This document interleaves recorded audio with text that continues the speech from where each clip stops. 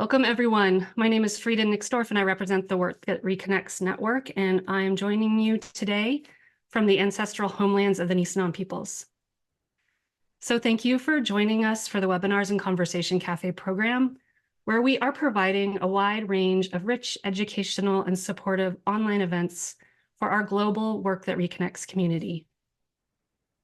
Our intention is to strengthen the web of the community while reaching beyond its current edges to weave deeper connections with others who are contributing to the Great Turning in diverse and complementary ways. So today, we're excited to welcome Adrián Villaseñor Galarza for the Great Turning as a Wild Call to Awakening. As a guiding tenet within the Work That Reconnects, the Great Turning serves as a pressing invitation to dive into the depths to respond skillfully and compassionately to the planetary challenges of today. This soul-level venture entails a wild reorientation of the human venture, an awakening to our ecological niche, where gifts of authenticity, inspiration, regeneration, and service bloom unimpeded. This webinar weaves personal narrative with core Work That Reconnects ideas, ecopsychological insights, and eco-spiritual teachings to flesh out a path of personal transformation that serves as the mycelium out of which life-affirming societies may emerge. We will traverse through the Work That Reconnects spiral to reclaim our wild wholeness, tap into a sense of earth intimacy, and connect with our role as agents of ecological blossoming. Adrián Villaseñor Galarza is passionate about transformation and service of the living earth. Adrián is an integral ecopsychologist, international facilitator, contemplative teacher, author, and ritualist whose work weaves the eco-spiritual study of the earth-human relation, animist principles, and contemplative wisdom. Adrián is core faculty in the East-West Psychology Department at the California Institute of Integral Studies, adjunct faculty at Naropa University and Antioch University. And Adrián is founder of the Bioalchemy Institute and Work That Reconnects Latin America. Welcome, Adrián. So delighted to welcome you here today. Thank you, Frida. That's kind. Thanks for your kind words. And thank you to the network for having me. Thanks for being there, Frida, like I mentioned. Welcome, everybody. It's an honor and a pleasure to be here with you, share a little bit about my passions and what I do. And so let me say a couple of words, and then we'll do a little practice to begin with. So there'll be some slides for those of you that like images. We might not go through them all, but they're there. And the idea here is to combine throughout the landscape of our time together various intelligences and hopefully activate some of those too. And think about also, for those of you familiar with the Work That Reconnects, think about it perhaps in slightly, in creative ways, in the sense that for those ways to really make them our own and to ideally, like I was saying before, activate certain energies of change, of growing up, of transformation, of homecoming, along those lines. So yeah, I hope you enjoy and have some fun.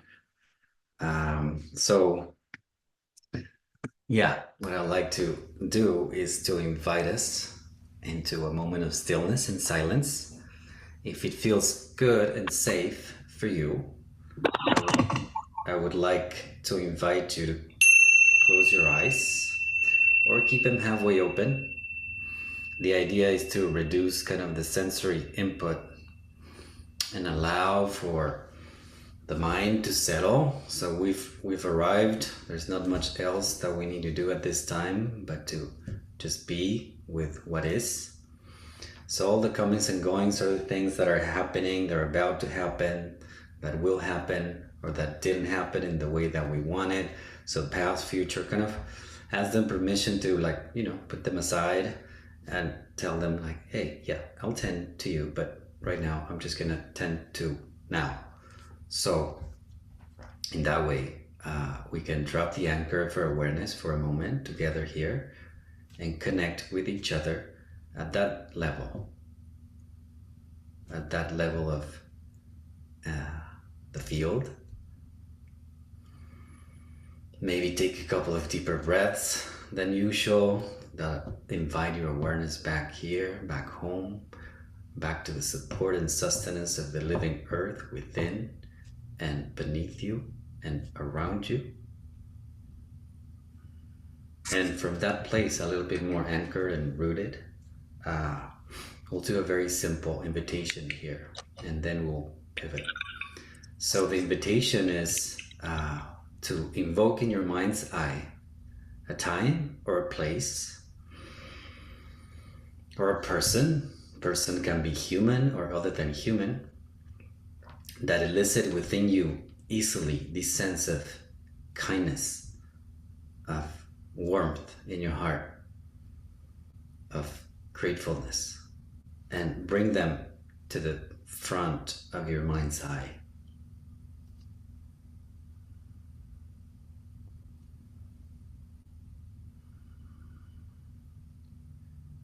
And allow yourself to savor that. How's it feeling for you now to be in the presence of this one? You can be anything, anyone. Do you know any shifts in your awareness, in your body, mind, in your inner ecosystem by their presence?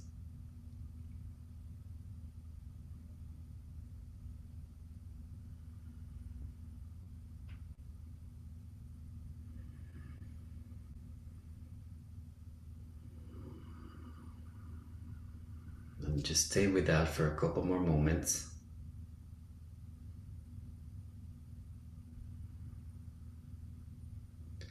And it is as if there's an ongoing exchange of information, of energy between this one and yourself.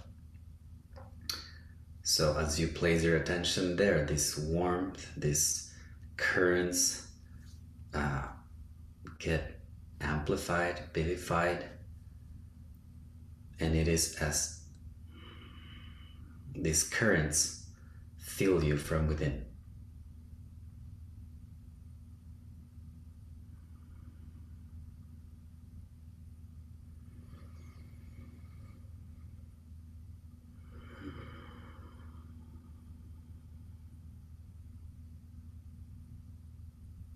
Great. Then you're filled up. Please thank this being internally in the way that you know how, and allow them to return to where they came from. And then please move back your awareness into your own body, mind, to your own breath, and do a final check-in, just touching base there in neutral as to how are you doing today? How are you doing now? Feel again the support of the earth underneath and within.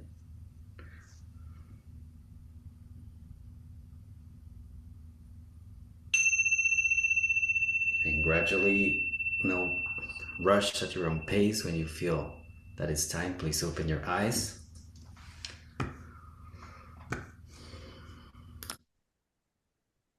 Thank you. So as we come back, thanks everybody who joined in this time. I want to invite us to use the chat, if you feel so called, to share with us where you're connecting from, which land, and if you care to share, what was it that came for you in this little meditation? Who was that? Be, one of the Yakuts and Mono peoples, my daughter, whatever it may be for you, right? And then we'll have that going, and we'll start a little bit of the presentation. So we'll do that to gain some time. All right. Okay. So as we hopefully read from others, so we kind of nurture this sense of, I guess, mutual belonging, I'll start sharing some stuff with you. So yeah, this is what we're up to today.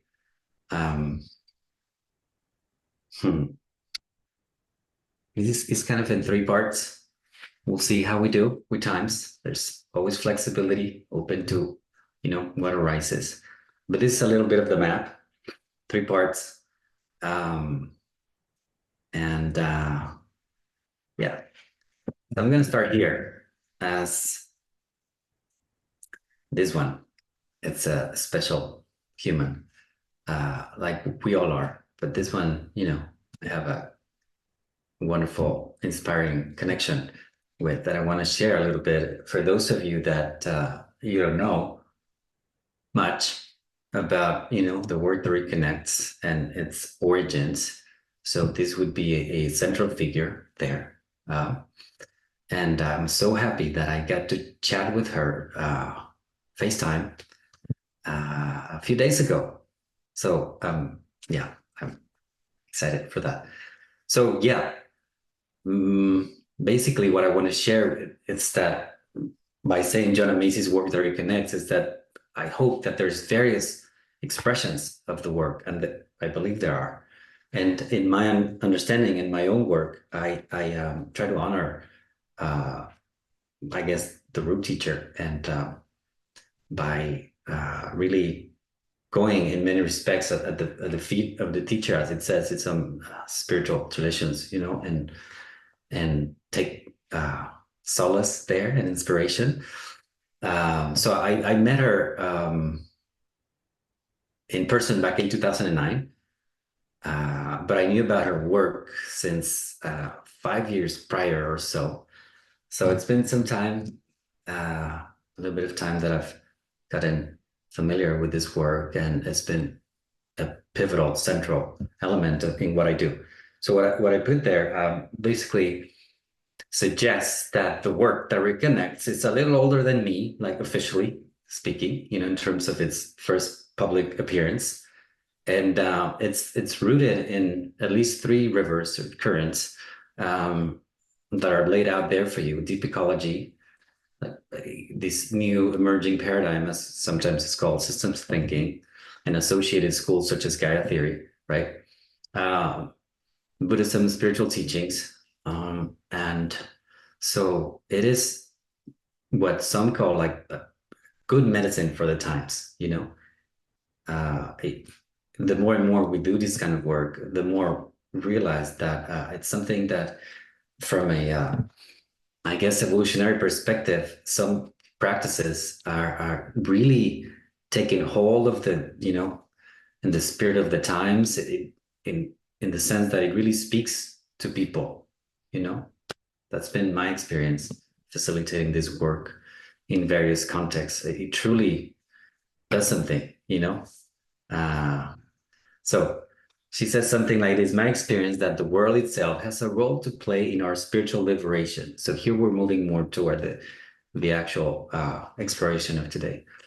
Its very pressures, pains, and risks can wake us up, release us from the bonds of ego, and guide us home to our vast, true nature.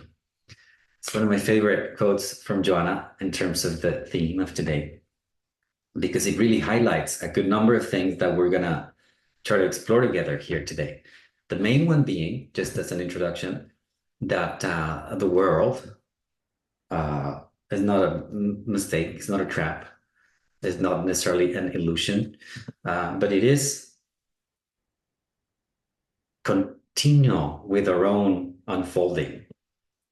It's not a haphazard event that we are born in this time and this place, but seemingly various conditions, past, present, and future, have come together to birth us out of the womb of the web of life. So because of that, radical continuity with the world, then a lot of our assumptions of who we are, where we come from, and where we're going can shift. Primarily in this presentation, those assumptions would have to do with the ultimate questions, the way that I see them anyways, with what we loosely refer to as more like soul-oriented, spirit-infused, deep-level dimensions of our humanity, right? So the world has something to do with that, the one that knows suggesting. So, and the third sort of point there that I was trying to make here, from empathy to engagement. So there was this, since the get-go, this great turning.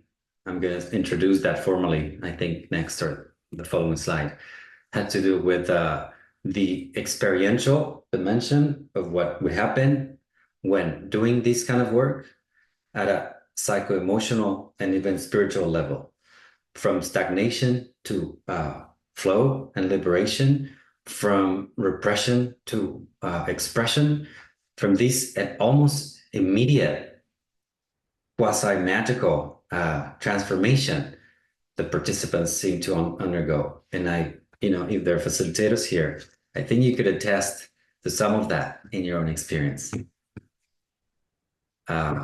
Okay, so thank you, Joanna. So yeah, so here is something for you. I call it sort of like the three threes, the three stories, the three revolutions, and the three dimensions. I don't know how much we're going to get into detail about this, but let's start in the middle with the three revolutions, sort of a special sort of approach to understanding the Great Turning. So sometimes the Great Turning, as I'm presenting it to you now, I'm going to share a little bit of like the more textbook definition in a moment, maybe, but it can be approached by way of like sort of historical arcs, and I think helpful. So around, roughly 10,000 years ago, the first point there supposedly took place somewhere along in the confluence of some rivers, the agricultural revolution. So basically before that, there was a watershed moment where basically our human makeup and who we were shifted dramatically in terms of staying in one place rather than going out and about and doing our thing in small groups and sharing stuff and sharing sort of like the tasks of survival and so on. So finally, here we were. No, I'm going to stick around here. And what that meant is like, okay, sure, this is wonderful. We can actually have everything we need in this place. And so the agricultural revolution, or the invention, of domestication, private property, societal stratification, armies, surplus, so many things. Again, scholars and people that know suggest that that's where it started. And so we are living with the consequences of that event now. An event that occurred 10,000 years ago, right? So just to start giving you some sort of an idea of where we're going, right? So then many thousand years into the future, we go to the second revolution there, the Industrial Revolution, associated, of course, with scientific revolution a few centuries ago, and the emergence of technology and many ideas that today are still very much alive and resonant, but now like micro technological revolutions happen seemingly, every day. But one thing that I want to highlight that I think it exemplifies this second revolution quite nicely is the shift, the concrete shift into a what I call the machine worldview.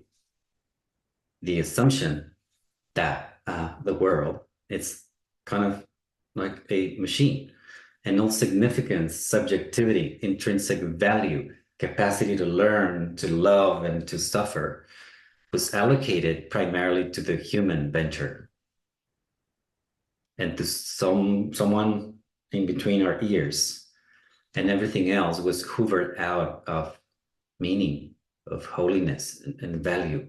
So that provided a beautiful landscape, beautiful, relatively speaking, to then use and abuse creation.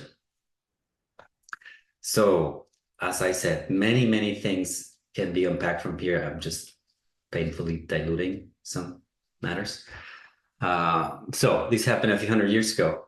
And then the Great Turning is presented again from this spatial arc as with a similar potential than the previous two revolutions. So it's not little. That's why I like to present it in this way, that the Great Turning will not be televised. That's probably different from what was happened in the past, that is happening in the fringes, that it is happening. It is happening in the ecotones, at the margins, right, of the industrial growth societies, that it would be one of the technical terms from the Work That Reconnects to highlight sort of the madness of the industrial world, the madness literally from an ecopsychological perspective, where the functioning and structure of societies and assumptions that give their meaning basically declare war against the rest of nature. That would be madness from ecopsychology, right? So, but we keep at it. Okay, the Great Turning then aims to sort of, okay, here we are, aims to serve as a kind of antidote, not the only one, but as an antidote to that madness.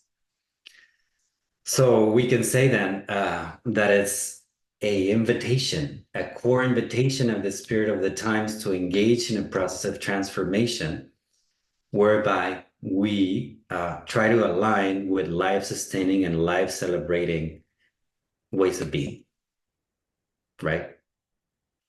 So exciting. It's a one can say like, oh, that sounds nice. Yeah, okay, cool. But yeah, it's what? How am I? No, I need to pay my bills. Okay, sure. But that's we're gonna get into that. But for now, that's the invitation that is laid at the altar of your being, and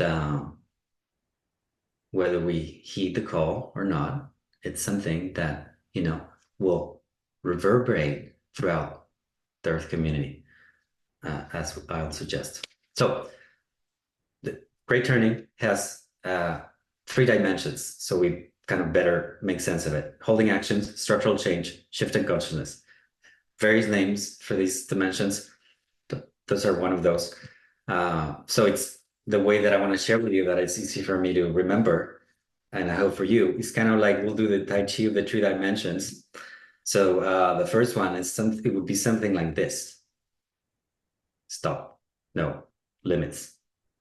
Right? You're in a toxic, say I'm in a toxic relationship with myself or someone, and stop. No. So what are the things that are destroying, eroding the Earth community? No, those are the ones that we step up for those.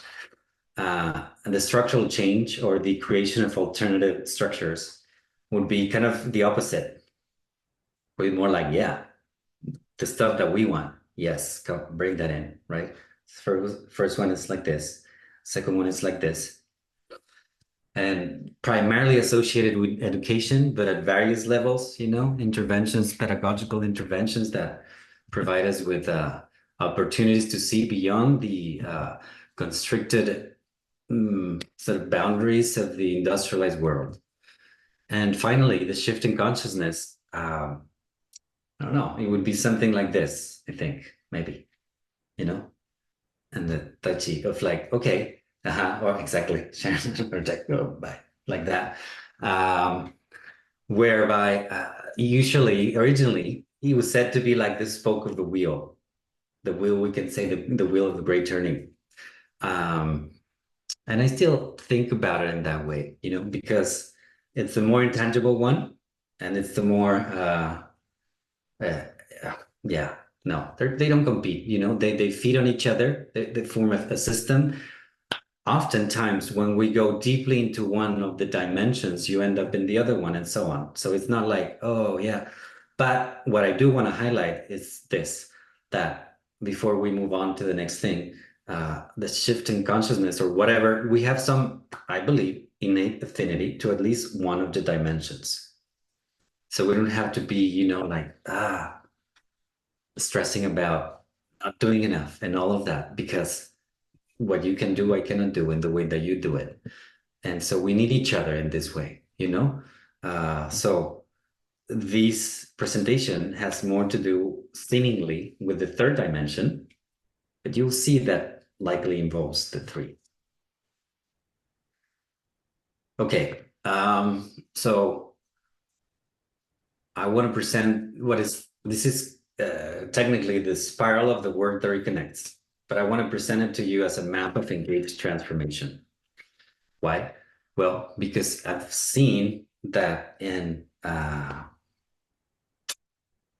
my experience, limited experience in facilitating this work, I've realized that people truly can undergo a kind of deep, emotionally charged, but safely contained experience of what we may call transformation. And it's so beautiful to watch. And so one day I asked Joanna about whether she saw that as I was starting to see that the spiral of the work that reconnects had a deep, excuse the, if you don't are familiar with some of the words, just let me know, or just let them be, and a deep archetypal structure related to something like the hero's journey or an archetype of death, rebirth, and so on. And she just looked at me and laughed and walked away. So, yeah, I see it that way.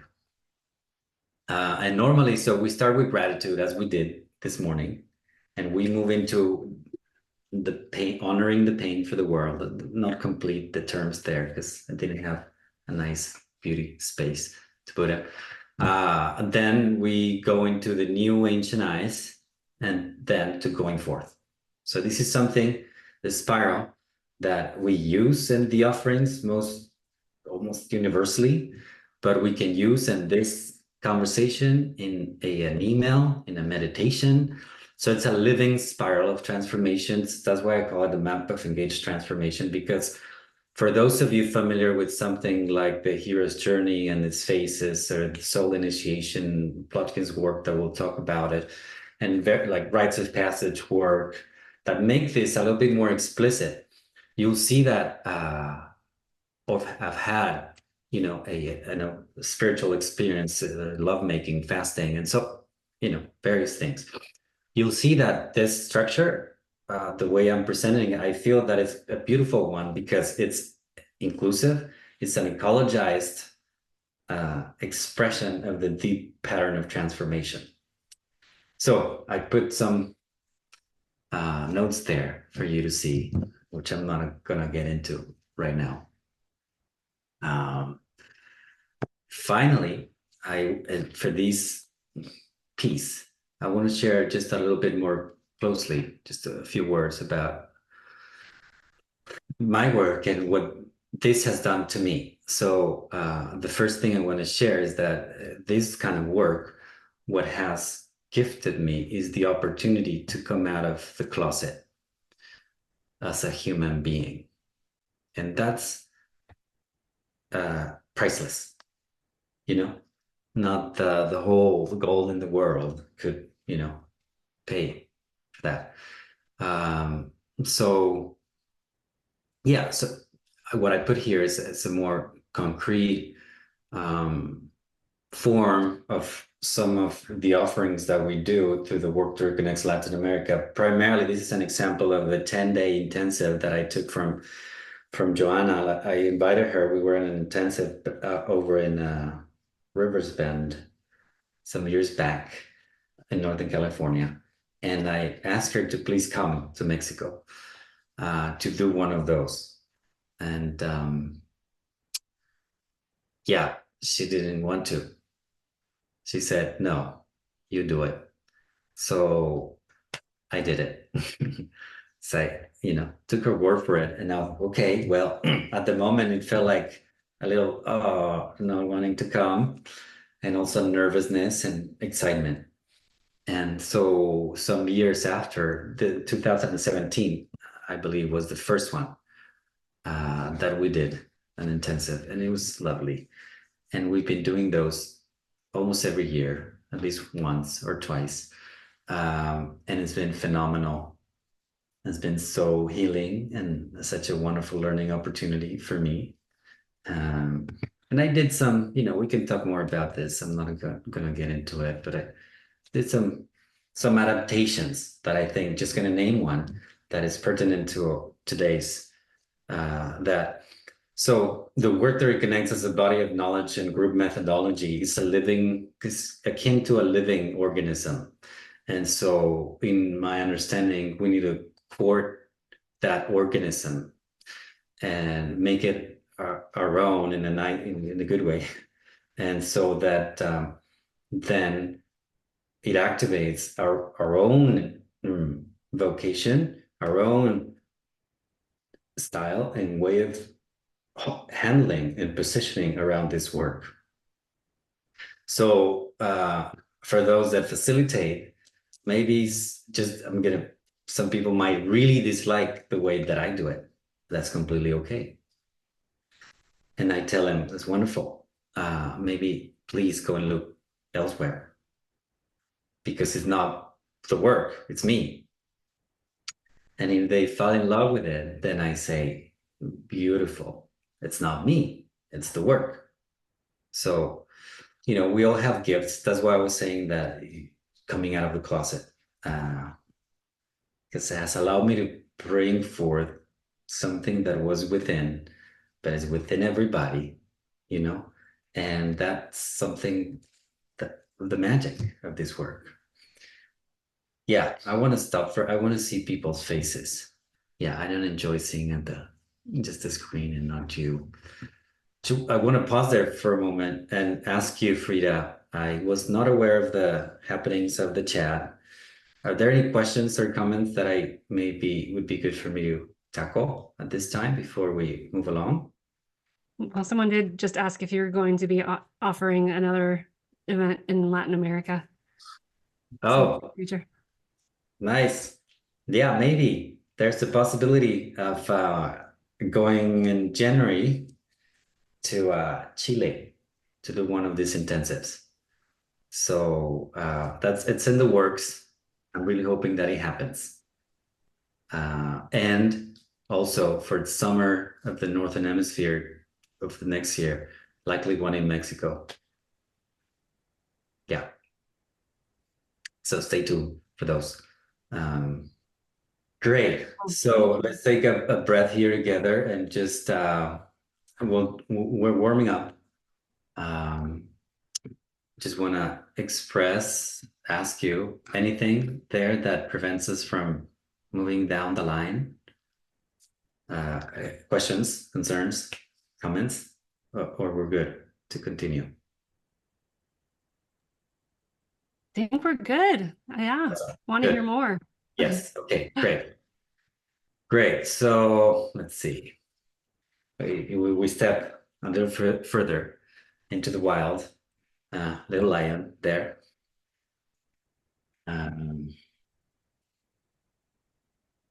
Okay, yeah, so here we go. So this is kind of like the meat and bones, well, or if you're vegan, I don't know, just the beautiful vegetables of the talk that I want to share with you.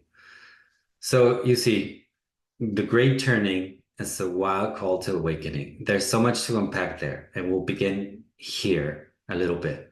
So I laid out a little bit of the context of the great turning, of the work that reconnects, of what its aims are, potentially what happens. And so this is one of my passions, because I've noticed what I was mentioning before, people engage in this ongoing transformation, but also truly they kind of fall back in love, sometimes literally, and sometimes not so literally, metaphorically, with Earth, with themselves, with, you know, the colleagues, with the boy in front. But what I want to highlight is this. Awakening is a very Latin or can be concept, and it has a particular flavor within the Work That Reconnects and allied proposals. So here, from also one of my teachers, Ralph Mitzner, there's 10 metaphors that we can use to try and tackle the process that we're trying to, you know, give voice a little bit. So of course, awakening, right? We're going to focus on some of these throughout the next minutes, but truly, depending on who you ask, this is what I want to highlight in this slide. Depending on who you ask, you'll have a response around what awakening might mean. Then if you ask me, then I'm going to share with you these metaphors. I'm going to tell you, look, okay, there is, alongside these metaphors, various systems and worldviews that will tell you what that entails. Indigenous epistemologies and worldviews around these theme, Western, Eastern, transcultural, integral, and they all have stuff that complement each other, right? And so some of the main features, it's what I want to highlight here with you. And one of the main features of awakening through a rewilding lens means that, as Joanna's quote initially suggested, that this process of engaged transformation provides an opening to love the world ever more, rather than escaping from it. You see, so that's perhaps one of the key takeaways, even at this point, you know, and we can use these various metaphors, which I'm sure, you know, some of you use already, to try and give voice to the wild voices within. So the other, let me see what I put next. Yeah, okay. So before I get into this, so another sort of precaution here, it's the notion of wild. So basically the two main ideas of the talk, wildness and awakening. Because wildness for a lot of us, it can be problematic. And that's what I want to clarify, because wildness for a lot of us has to do with the absence or seemingly absence of human intervention. That's not the wildness that we're talking about here, because we know that often that wildness is a fallacy. Actually, it's a mistake. That's not correct, and it assumes again this dislocation between the human and the rest of nature. That's not wild. The wild that I'm referring to here. We can refer to these wild with capital W or something. And the little W would have to do with, yes, a less touched by the industrialized mind ecosystem. But we do know that historically, these what we now call wild spaces have been originally inhabited by our ancestors and other human folks. And that's often when we refer to this very wild. But you see, remember the first revolution, agricultural revolution? So the wildness of now entails a conscious participation with nature in the past. And this, I mentioned this because it has something to do with what we're gonna share right now. Okay, so another way to say this is that the awakening that I'm referring to, it's already there, and the Earth community, it's a primary teacher for that. This would be a little bit of a flavor of the wild call of awakening. within, something like the Work That Reconnects.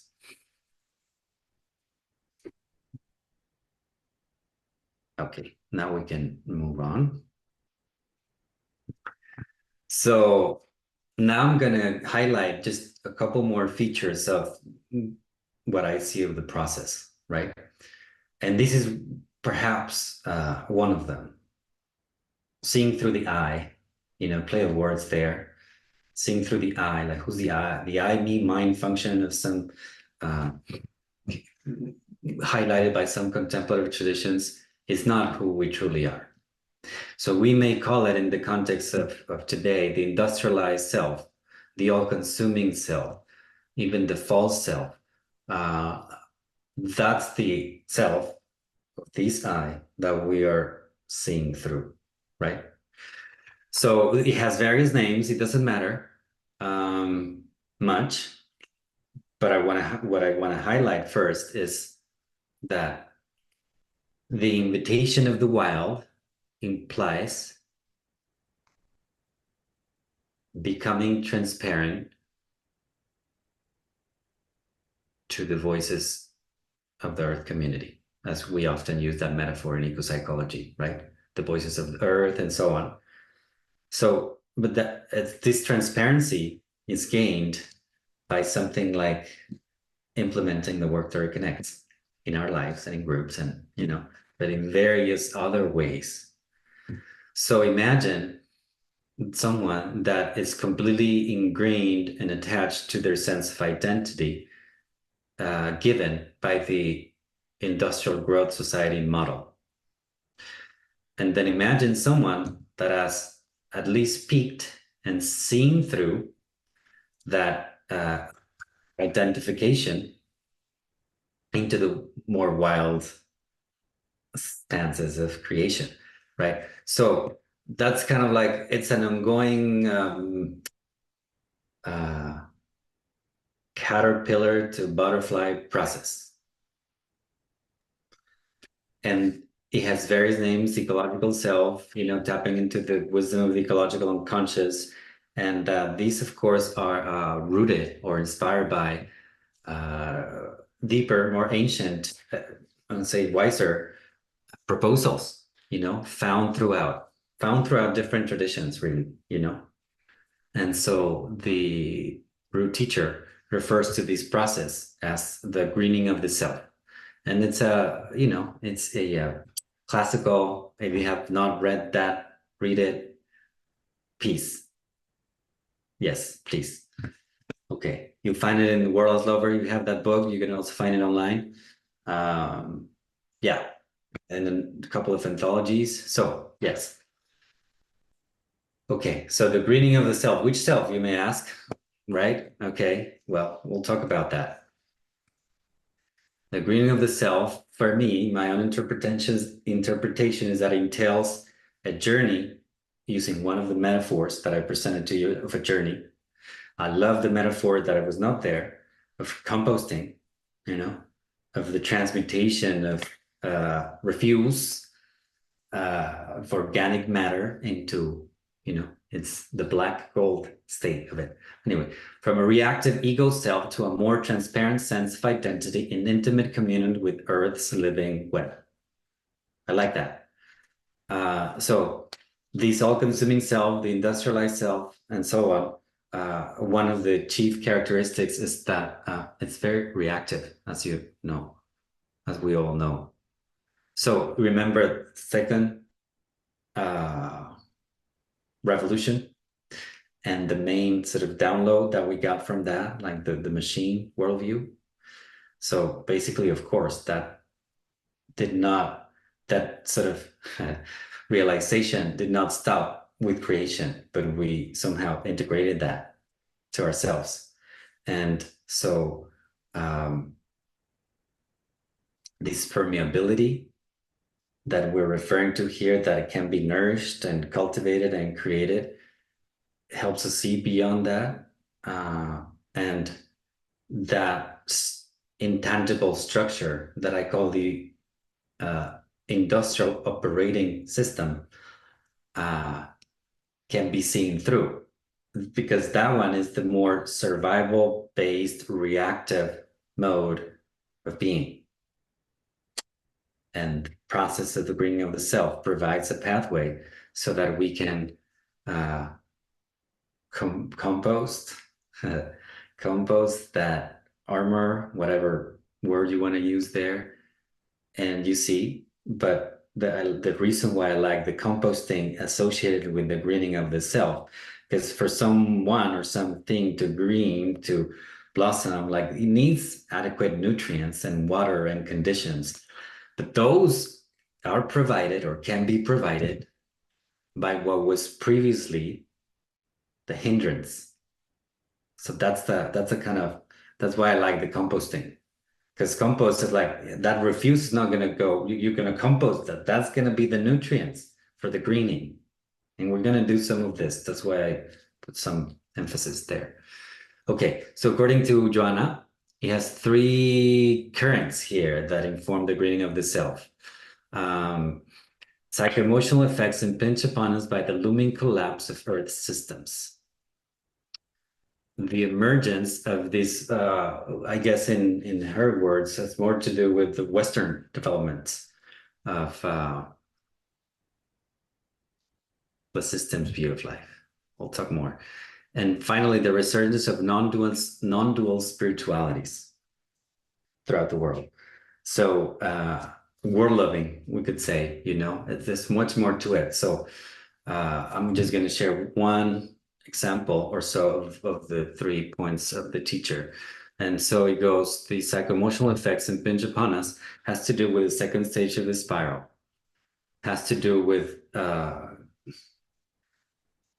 tapping into the resilient self or dimension of this widened identification, so as to, I guess, grow ourselves to the size of the problems or the difficulties. So the overwhelm and check out, numbing, coping mechanisms, reactive strategies in general can be put at peace, and we can be with. Because what's suggested here with this first point is that truly, and it's throughout the Work That Reconnects proposal, that the challenges that we're facing are in many respects unprecedented. You don't have to agree with that necessarily, but I think there's something to it. They're unprecedented in the sense of the continuity of life and its complexity. There's been so many endings before for the human family, and there are, like, right now. But what we're referring to or pointing out here is that end has to do with the very conditions that promote life, not with life, but we actually the ground of life. And that's supposed to be something new. So that newness is, it can be felt in the heart mind as in the form of, many heads. But one term for that from ecopsychology, umbrella term, would be eco-anxiety. Another term from the Work That Reconnects is pain for the world. So finally, we want to depathologize this. This is something that we do in this first. Second one has to do more, second and third, I guess, because I'm going to move along, have to do with the third and fourth dimensions of the spiral. Seeing with new ancient eyes and integration and moving forward. And now what? Embodiment. And so provide both context, because these mystery of the self that the idea of awakening alludes to, truly it is a mystery. That's why I put those metaphors, and because whenever if I come and say like, oh, this is how it is, it's very problematic when we talk about something like awakening. So that I want to invite you to truly just play with, like, this is just a proposal. This is not the way it is. I want to invite you that you go ahead and try it and see what it is for you, with ideally, some reference like this one. Okay. So, but in the context, finally, in the context of the work that reconnects and ecologically sensitive proposals, the mystery of awakening, yes or yes, entails trying out how it is to become Earth in human form. How? Right?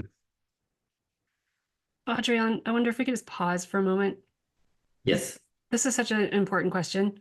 Uh, And I'm wondering if you have any personal examples that you could share with the group of becoming Earth in human form. What has that looked like for you? I mean, as Work That Reconnects facilitators, we're doing the work every day. And someone asked about the crossover between facilitating and offering the work and our own personal journey with the work as well. some of the effects that I've found upon years of doing the work that reconnects, facilitating it for others and doing it myself and so on, is the what some traditions call the open broken heart, associated to vulnerability in me, that has changed so much since, say, for example, let's put like the first intensive that I did with Joanna over in the land of medicine Buddha and the Santa Cruz Mountains. I had difficulty, let's put it, in like connecting with the other human. I wanted to run to my room and like, oh my God, no.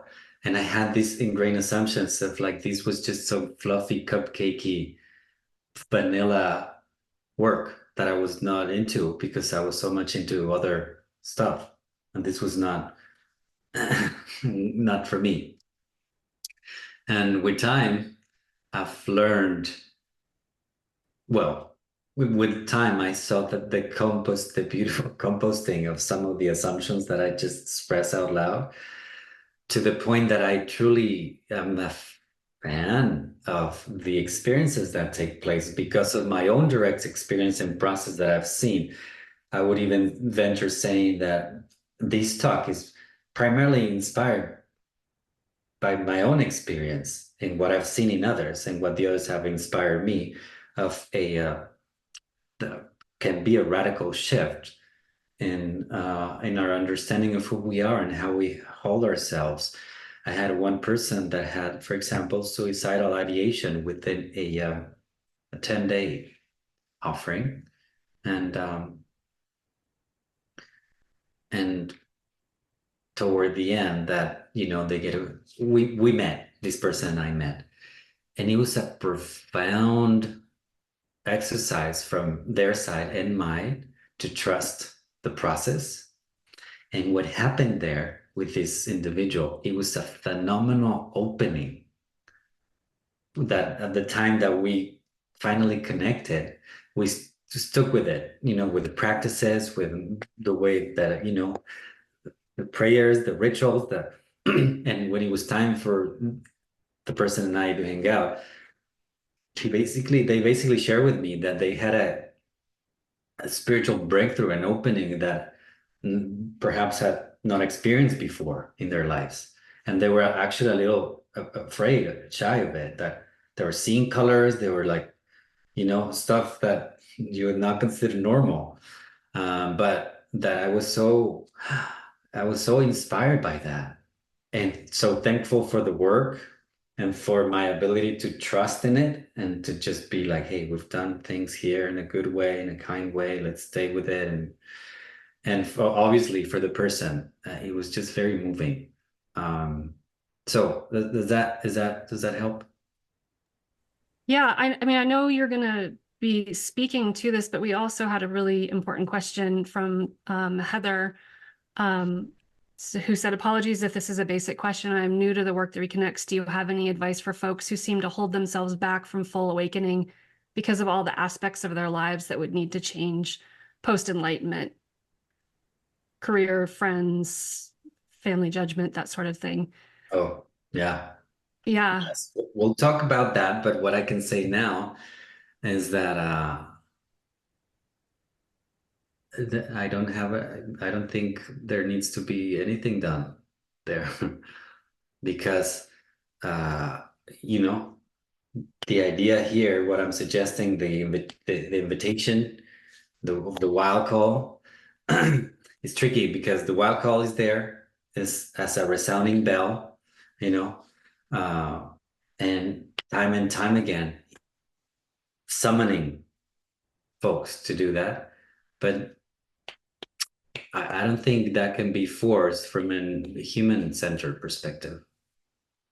So that's why we'll talk more. We're going to unpack that a little bit more, but I don't think that should be the aim.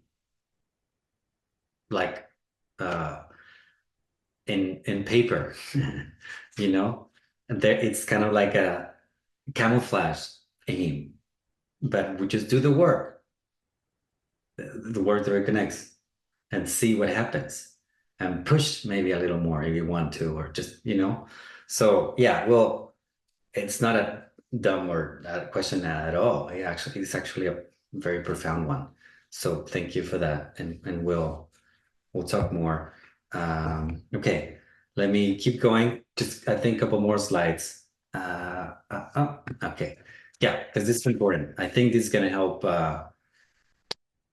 root a couple of ideas. So also one of the if you read the description, one of the main inspirations for these, it's Bill Plotkin's work that I know Frida and many others are, very much familiar with it. But I love his work around the ecological niche. I think he really highlights some of the ideas that I've been sharing with you. And this is one of my favorite quotes of his around this. Let me just read it. If your soul is your ultimate place in the world, and you need to live from that place to be fully yourself, then the world cannot be fully itself until you become fully yourself. It's like a Zen koan. What? I'm going to read it again. If your soul is your ultimate place in the world, and you need to live from that place to be fully yourself, then the world cannot be fully itself until you become fully yourself. Beautiful invitation to tap into, to heed the call, to let the wild voices in. So basically, I love that because from ecology, we know that all species other than human have a niche, have a function. It's basically their profession. It's like what they do. And they just know that. They just go about it and do it, right? It's like, okay, there's an innate biophilic vocational understanding in all species. So we can hopefully entertain that to be true. Okay, so there's that. So I look around and everything knows. There's an ingrained intelligence in what they're going for. So this is what the ecological niche refers to, right? So, but then we turn the gaze inward, and what is then ours? So then Plotkin suggests like, well, we can easily say that our niche has to do with destroying the biosphere, because that's what we're doing, right? Like, and I think for some folks, and we didn't go through the three narratives, the three stories, in the business as usual mode of being of the industrialized world and societies. I think that we can fairly say that that's an assumption. Maybe not conscious, but yeah, you know. But yeah, that would be very superficial, eroding to say the least. And so the idea here is that our ecological niche, first off, has to do with some kind of soul-making process.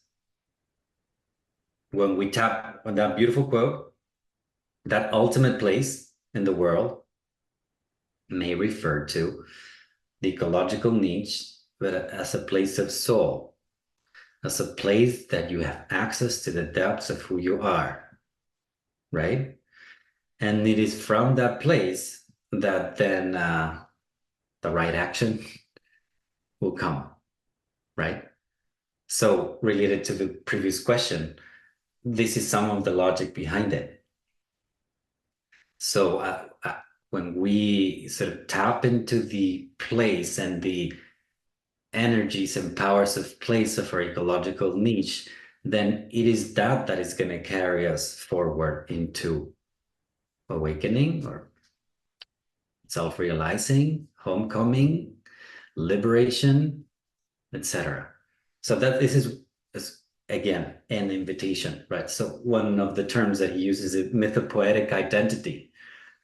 So what's that? It has to do with myth and poetry, as it suggested there, because of its approach to soul. I'm going to talk about just briefly on this, and then a little bit more the next one, and then I'll stop my monologue.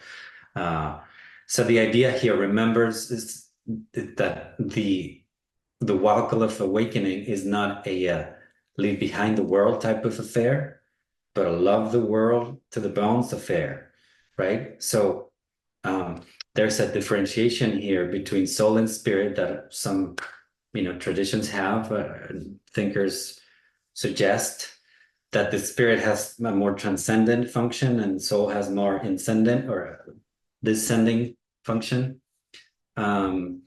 So in the case of soul, the suggestion here with this notion of mythopoetic identity is that it speaks to us by way of image and symbolic expressions, metaphor, dreams, the different intelligences that I named at the beginning, right? Not only the logical, rational mind, beyond that.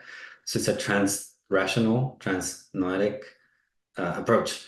Anyway, big words that matter, but the ecological niche then, in my experience and understanding, what it does is the release of ecopsychic energy in service to life. So, yeah, let me say a couple more things. I don't want to complicate it too much. This one cut off, apologize. I saw it just a while ago, like, oops, I don't know what happened there. So looking inward, ecological emergencies and disasters resonate as calls to awakening.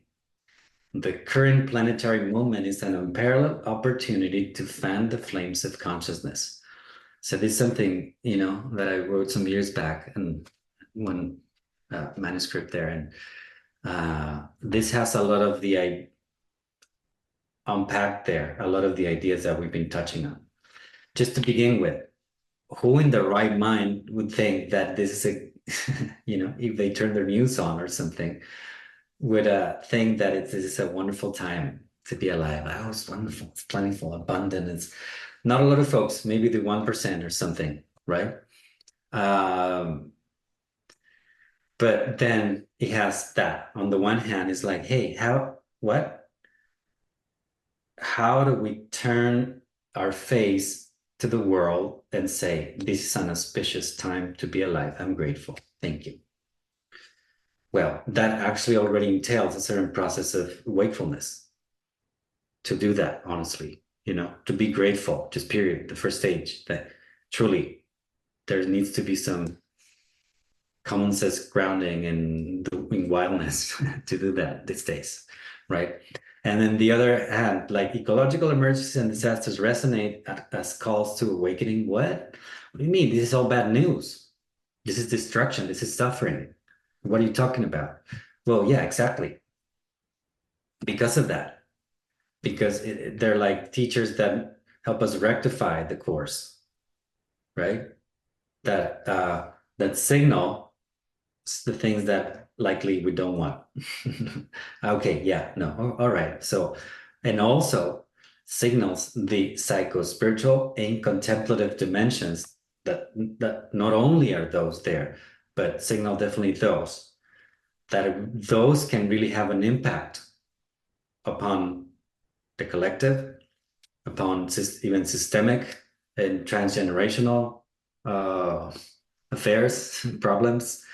And here's something that is probably Mm, yeah, I don't know how many of you would appreciate this, but the idea here is that it's not solipsistic, it's not individualistic, what I'm going to say, but this change, this transformation, this soul activation that the Great Turning invites us to, it has to start with the individual, right? Or where, because there's the shadow side potential with the all systemic collective uh, proposals and the oneness metaphor, basically, right? The interbeing narrative that yeah, somehow some part of me, I noticed this because of me, not because of me, that I'm like, oh, it's nice. That relieves me from some kind of responsibility and stepping up. And it's like I'm gonna serve the wave of change. Well, yeah, but I am also the wave. I I need to put from my side, you see? Like so, yeah. Uh, greening of the self as a path to realization of our true ecological niche. Oops. Yeah. And so just to come back, and I'm gonna stop. Come back to the wild thing. Take a walk on the wild side in terms of, for those of you familiar with, psycho-spiritual, Jungian stuff, like the wild end that I'm referring to here would be tantamount or would represent sort of like the idea, the image, the archetype of the self, but with capital S. So it's not the opposite as controlling. It's not something that is only, dirty and biophobically conceived as other than. It's actually who we are. Like that's the earth and human form thing. This process of deep rewilding basically would be somewhat synonymous to a process of, for lack of a better word, like eco-awakening, awakening at home, coming back to the source, blossoming into our true sort of role and purpose here. Because the idea, just to finish here, the idea here is that truly, we are, as I was saying, part and parcel of creation, and everything it's seated with this, whatever word you want to use, Christ image, Buddha nature, create mystery. It's already there. So the invitation of the wild in this sense is to, one, to disrupt the status quo of the business as usual model of industrialized societies, and two, tap into, honor, celebrate, nourish the wildness that we already are. I'm hoping that makes sense to you. I wonder if we can pause for a minute, Adrián. Yes. Just like reflecting back on Bill Plotkin's, and I'm just going to take you out of. Are you open for questions, or yes. Now where are let's, we? Okay. let's do that. Yeah. I'm going to remove spotlight from you, and if you all want to just see who are with, if you go up to the upper right corner and click view, you can click on gallery, so you can just see us all together. Just going back to Bill Plotkin's quote, like the world can't become fully itself until we become fully ourselves, is a really big ask and frightening almost. But the work that reconnects at a soul level is about disentangling the ego from the trappings of business as usual. And it's tough work. It's really hard. But with practice and a lot of experience and just continuing to return to and recognize the holding of the spiral and that it's always happening, the more that I practice it personally and recognize it personally, I mean, there's points where I go low into the honoring my pain places, but there's continually this movement. And in community, like to be able to see it with each other to feel that movement and that shifting is so important. So like it also takes a lot of self-care and self-compassion, and we can't just go out there and become fully ourselves. It's a process. It's a journey. Oh, nice. Yeah. Nicely said. Well said. Yeah, I wonder, seeing the time, okay. Is there any questions, comments, concerns? We'll do a little practice here in a moment. And Sukima said, I love the phrase you used, it's not me, it's the work. Can we also say it's not me, it's us? Like Ubuntu, I am because we are, which includes all living beings. Mountains and rivers, forests and meadows, we may facilitate in different ways. But we are using the same work that reconnects tools and developing new tools and honing our well-used tools. Fundamentally, we honor the work, but the work and us are inseparable. Joanna has always insisted never do this work alone. Beautiful. Nice. So I see a question there from Jerry. Can composting be a form of compassion? And that's something that we're gonna try and put in practice now. I believe yes. So it is like well, no, I'm gonna refrain from that. Let's just do it and see. But yeah, I'm gonna try, Tracy, after the little ritual. We're gonna do like a simple practice. Yeah, so for those of you familiar with the work, we'll do a very snapshot, an adaptation of the Truth Mandala in an online format with a bunch of people that I've used, and it's lovely. So I'm gonna explain it, and then we'll do it, and it'll just be like 15 minutes tops. So it'll just be like dipping the toe into the waters of truth. So yeah, basically we're going to put an open sentence in the chat that is going to be something that breaks my heart about the world today is, or some of the things that, for those of you that have done this, it's a very common one. But the idea here is the following. So I'm going to explain it. We'll do it. We're going to follow that prompt. Some of us are going to speak out loud, briefly, very briefly, about that. So we're close to 50. And what we'll do here is that we're going to open this space together. And then we're going to be just in the stillness and the silence.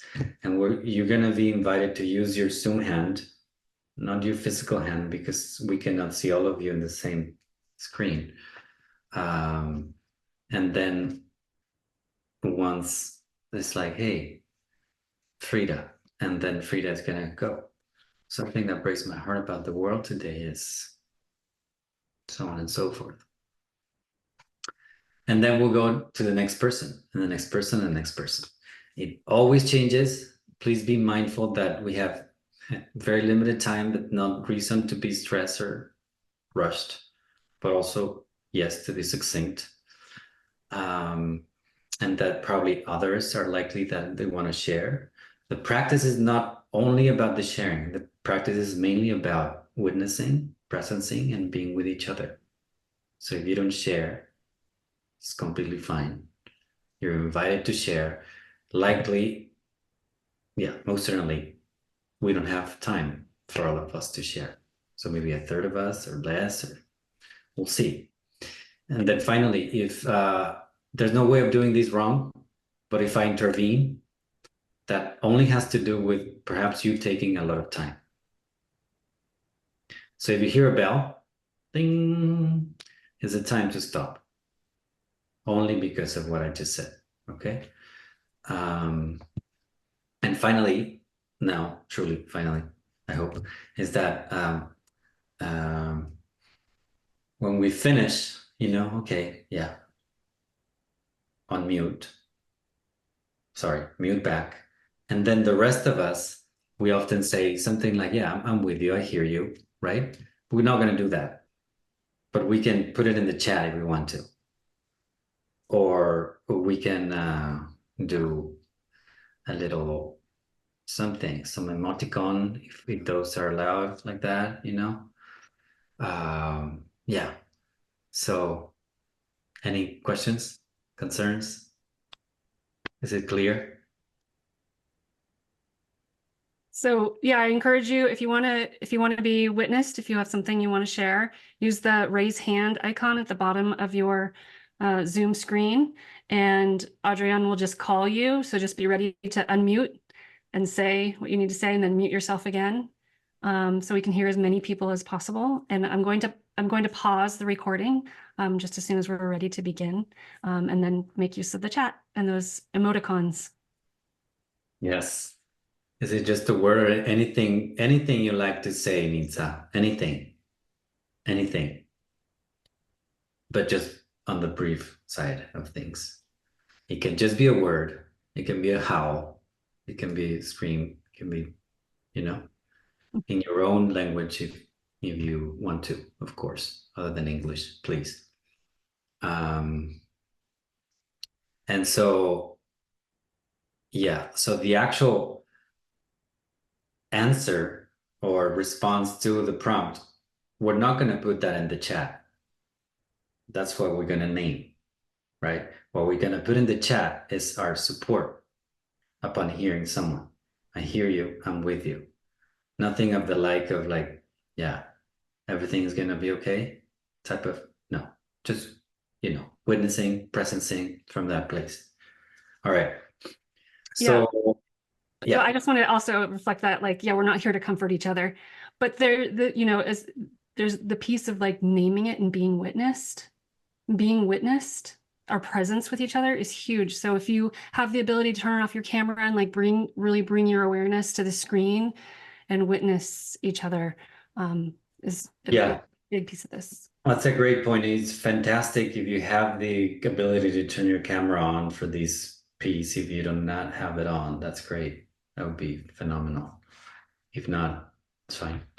So, yeah. So we'll do an opening like we normally do, an ah sound. You can unmute yourself for that if you want your voice to be heard. Otherwise, just do it on your side. So in a moment, I'm just going to invite you to inhale together and do the ah. And then from that point on, if the practice begins, and it's like a meditation, we'll be there no matter what. If no one shows up, wants to say, it's fine. If all of us want to say something, that's fine. We'll have limited time though. Okay? So just take note of what's going on in your ecosystem.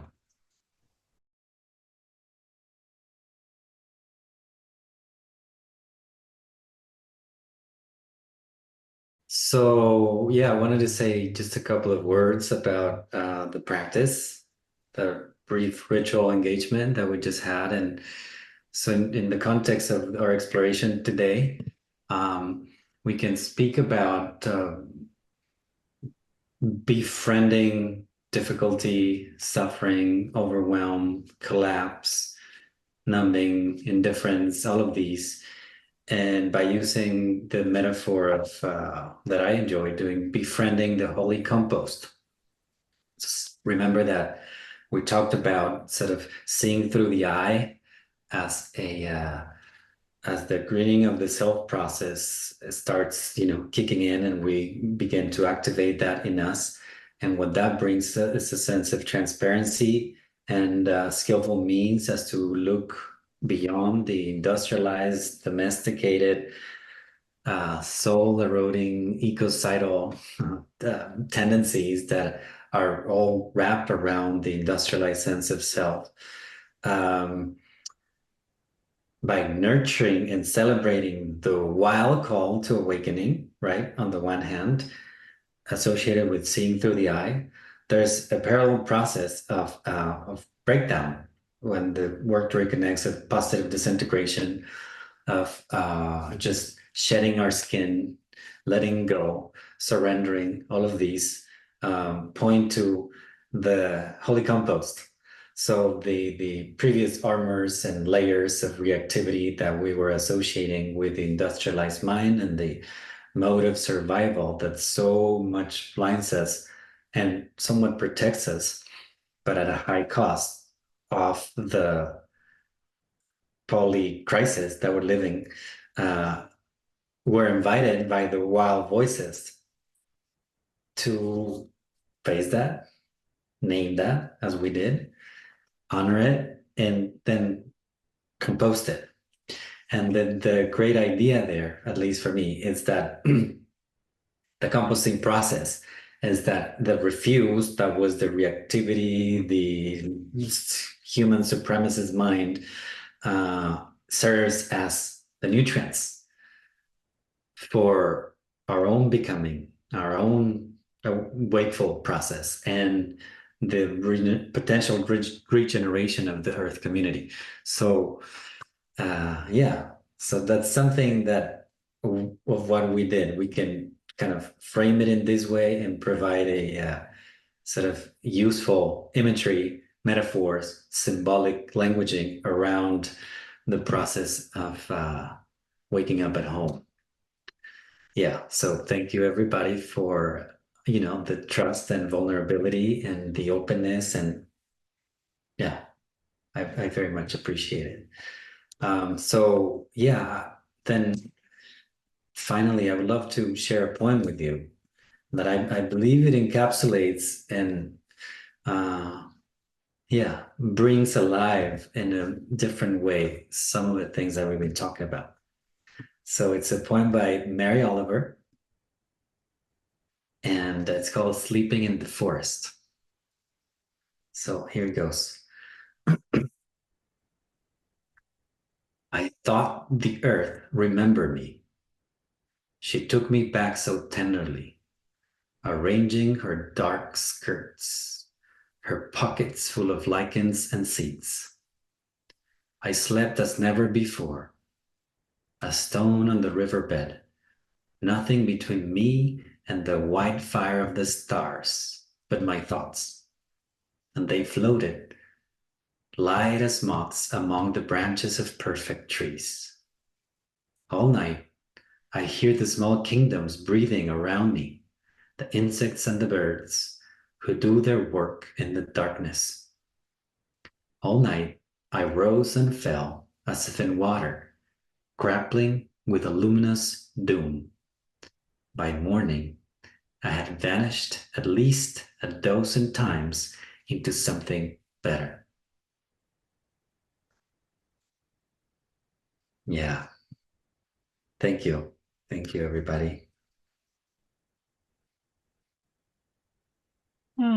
Thank you, Adrián. That was beautiful. Way to sort of encapsulate our time together today. Yeah. Really, really appreciate your presence here and hope to see more of you in the future.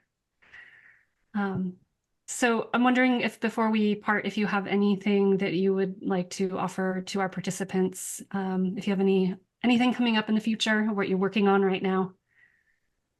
Yeah, just want to express first and more importantly, my gratitude, to you, to Joe, to Gemma, to the network for the invitation, for having me.